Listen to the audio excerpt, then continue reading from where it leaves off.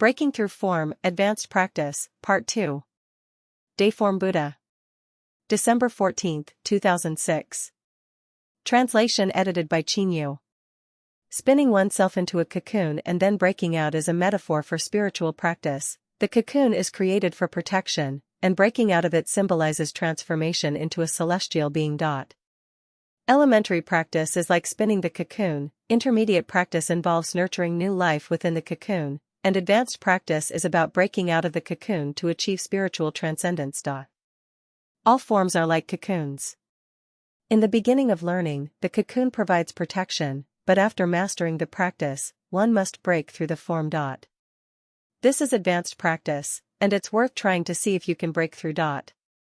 Forget the constitution and laws, forget all regulations and rules, forget all precepts and moral standards.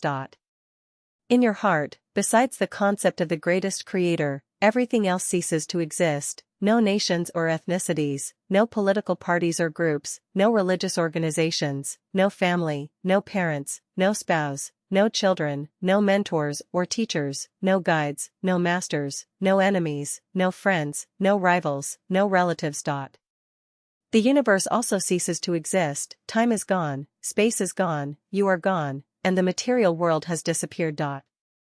Virtue, benevolence, righteousness, propriety, wisdom, and trust are no longer needed.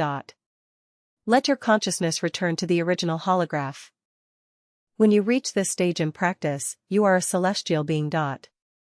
If you do not break free from these constraints, you cannot unite with the Tao, act freely from the heart, or become a celestial being. A teacher assigns homework to students, and the students must complete it, but the teacher does not because they have already done it.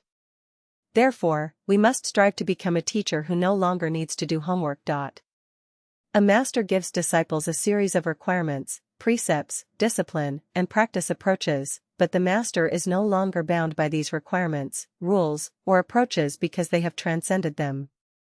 We must become the master of the master. The purpose of speaking and writing is to convey thoughts, feelings, and ideas. As long as the meaning is accurately expressed, the form can be varied. If one insists on using a rigid 8-part essay format, a lot of time and energy will be wasted on form, which is putting the cart before the horse. Practice and cultivation are meant to achieve a perfect life structure. As long as this goal is reached, any method is valid. If one focuses solely on forms like sit-in meditation, reciting mantras, adjusting breathing, or meditation, it is like picking sesame seeds while ignoring watermelons. The purpose of affectionate love and sexual love is to experience happiness and joy.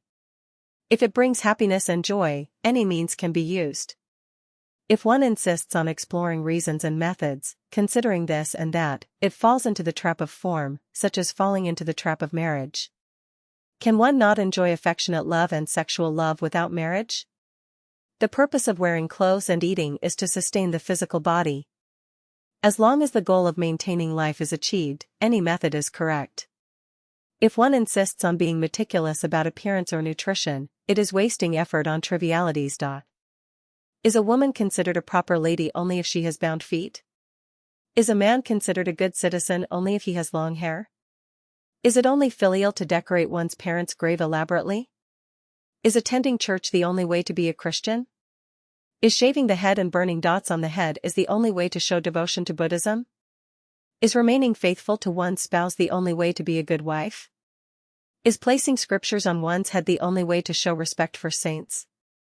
Is kneeling and calling the emperor's name the only way to show loyalty? Is keeping a canary in a golden cage the only way to show affection for the bird? Any form is meant to constrain the ordinary people, not the true seekers of the Tao.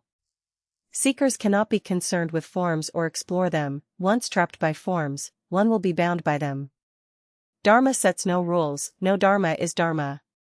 Form has no set shape, non-form is form. Only by breaking free from the constraints of forms can one move freely and act in accordance with one's intrinsic nature. At an advanced stage of practice, one must discard all scriptures, reject the teachings of masters, step on guides, and treat worldly regulations and rules as worthless.